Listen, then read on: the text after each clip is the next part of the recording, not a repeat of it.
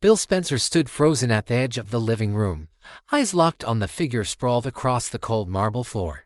Luna's body lay motionless, twisted at an unnatural angle. A dark streak of blood dragged from the staircase to where she now rested, her fingers clutching a torn piece of cotton fabric like a final plea. The silence in the house was deafening, pierced only by the sharp intake of Bill's breath as he took a step closer. "Dad," Will said from the top of the stairs, voice unsteady but firm.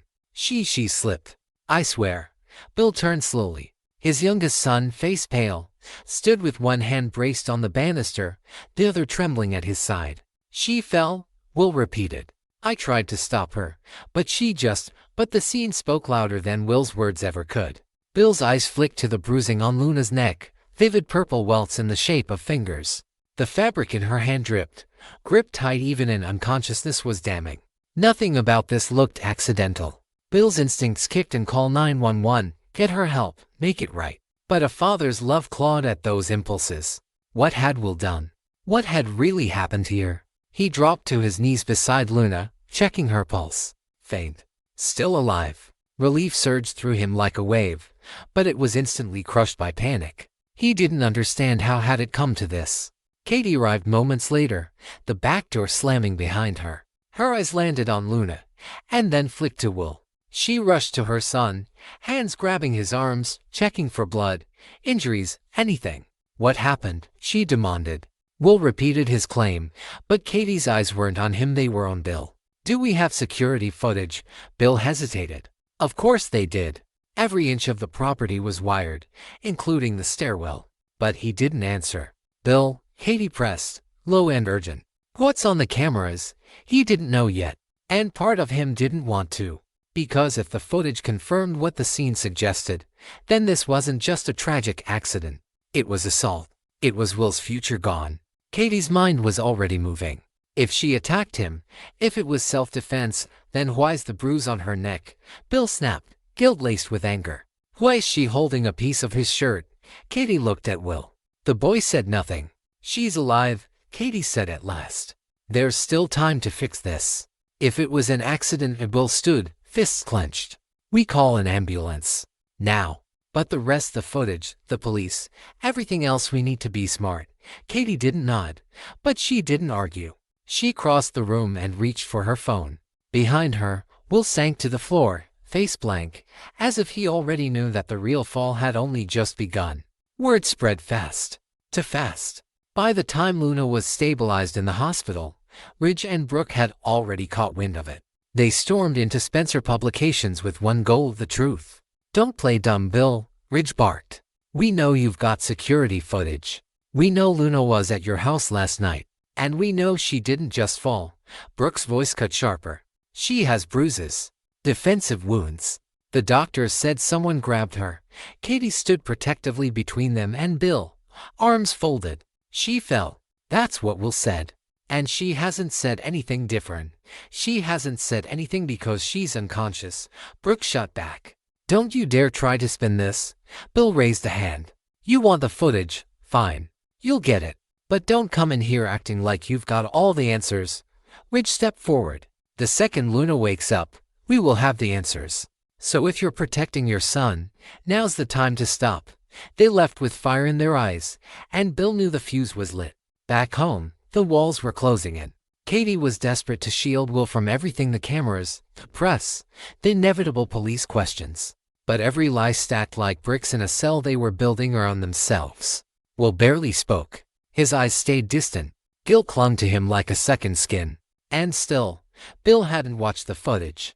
Because the second he did, there'd be no more denial. 3 days passed. Luna remained unconscious. Her vitals were stable, but the swelling in her brain hadn't subsided. The doctors gave cautious optimism, but nothing was certain. Her mother was devastated. RJ shattered. The Forresters weren't waiting. Ridge called in favors. Brooke kept pressing. Carter, Thomas, even Steffi, everyone wanted to know what happened that night. And Bill, for the first time in his life, was out of moves. He finally watched the footage. He didn't tell anyone, not yet. But what he saw drained the blood from his face. Luna and Will arguing at the top of the stairs. Her pointing, shouting, stepping back. Will moving toward her. Her turning to leave. his hand reaching out, grabbing her wrist. She pulls. He grabs again, this time her shoulder. She spins around, pushes him, but he doesn't let go. They struggle. And then it happens. Her foot catches. She stumbles. He tries to grab her arm again, but it's too late. She goes down hard. The crack of her skull echoes on the audio. It wasn't cold-blooded, but it wasn't clean either. There was no shove, no direct blow, but there was contact, aggression, control, the bruises, the torn shirt, enough to ruin Will, enough to ruin everything. Bill poured himself a drink, hand trembling. It was justice or his son, truth or family. Katie found him hours later, still staring at the paused frame of Luna's fall. "We delete it," she said softly. "If it's gone, there's no case." Bill didn't answer. "You saw it, Bill. It wasn't murder. It wasn't assault. It was a fight that got out of hand." She wasn't fighting him, Bill said. She was leaving. Katie's eyes hardened. "They'll charge him anyway. They'll tear him apart in court. Do you want your son in prison over this?" He looked at her, haunted. "What does that make me?" Katie's voice broke. "A father." The next morning, Ridge was waiting at Bill's office with a USB in hand. "You've got 24 cameras at that house. We want all the footage." Brooke wasn't far behind. "Luna's waking up. And the second she speaks, we'll know everything." Katie was already on edge. "Then wait. Why are you here?" Ridge slammed the USB on the table. "Because we don't trust you. Because we've seen what you're capable of." Bill stood. "You think I'd cover this up? You already are." Ridge snapped. "You're delaying. That's the same as hiding the truth." Brooke's voice was cold. "You want to do the right thing. Then hand it over." Katie moved to intervene, but Bill held up a hand. He reached for the external hard drive, plugged it in, copied the files, one by one. Then he paused. He looked at Ridge, at Brooke, at Katie, at the silent screen showing Luna's body hitting the ground. And he said, "You want justice? Here, take it." He gave them everything. And as Ridge and Brooke left, triumphant and determined, Katie stared at Bill in disbelief. "You've destroyed him." Bill didn't flinch. "He destroyed her. I won't be the man who buries the truth for convenience. But he's your son, and that's why I had to do it." The fallout came fast. Luna regained consciousness. Her memory was hazy, but the fear in her eyes when they mentioned Will was unmistakable. She didn't accuse, but she didn't defend him either. The police questioned everyone. Will's lawyer did what he could, but the footage was clear. Reckless endangerment, battery, attempted obstruction. The doll wanted blood, and Will's last name made him a target. Katie tried to take the fall, claimed she deleted the footage, that she doctored the tapes. But the chain of evidence was solid. Nothing stuck. All it did was cast more suspicion. Will was arrested. Publicly. Spectacularly. The press had a field day. Spencer accused of assault and shocking domestic fall. Commentators, tabloids, social media, everyone had an opinion. And through it all, Will stood alone. He didn't give interviews. He didn't issue statements. He didn't defend or deny. He simply watched. As his empire strained. As his family fractured. As his son paid the price. And in the quiet aftermath, when Katie had moved out and Will was awaiting trial, Bill went home. To the living room. To the stairs. To the faint red stain in the marble that hadn't quite come out. And he stood there, the weight of truth crushing his shoulders. He had chosen justice, but nothing about it felt right. The tension in the Spencer estate had reached a suffocating high. Luna was dead. The investigation that followed wasn't just an inquiry, it was a reckoning, tearing through every corner of Bill's world. But this time, the truth wasn't just hiding in plain sight. It was buried, manipulated, and deliberately obscured. Security had flagged something strange almost immediately. The home's state-of-the-art camera system, a web of digital eyes covering every inch of the property, had been offline for exactly 7 minutes. Not 6. Not 8. 7 minutes. And those 7 minutes aligned with the estimated time of Luna's death. It was Charlie Weber, the long-time and quietly underestimated head of Forrester Creation Security, who first asked the question no one wanted to entertain, who knew enough about the system to disable it and do it clean. Spencer's in-house security team tried to brush it off as a power surge, but the forensics crew brought in by the LAPD found something else. A small residue of industrial adhesive, trace amounts of cyanoacrylate, the kind used in quick bonding repair kits, left directly on the edge of the master network switch box. Someone had sealed it shut. Not from panic, from precision. They didn't want the switch tripped remotely. They wanted the shutdown to look unplanned, a tech hiccup. But they had made a mistake. Wyatt, now back in LA, full-time and working in close partnership with Bill, went into full alert. He wasn't law enforcement, but years of family chaos had sharpened his instincts. This wasn't a random tech failure. It was a hack. And it had come from inside. There's no way a stranger got through the gates, avoided every external camera, cut power to the switch, and vanished without leaving a trace, Wyatt told Bill, his voice cold. This was done by someone with access. Someone who knows how this house breathes. The implication was brutal. Someone in the family. At the same time, Will Spencer, the last known person to see Luna alive, was reeling from suspicion. He offered up an alibi, but it was weak. He said he'd been in the guest house during the entire time of the blackout, on a Zoom call with an economics tutor. But the tutor was based in Singapore.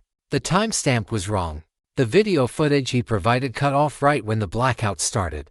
Ridge and Steffi weren't waiting around. Luna had been like family to them, especially to Steffi, who had mentored her, supported her, even protected her through the darkest stages of her mother's past. And now Luna was gone. Steffi made a decision.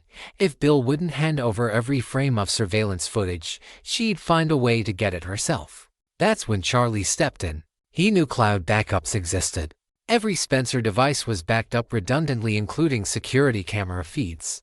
Bill hadn't shared that fact with investigators. Whether that was intentional or a technical oversight, Charlie didn't care. Using a recovery script patched together from an old Forrester digital archive tool, Charlie went deep into the Spencer cloud system.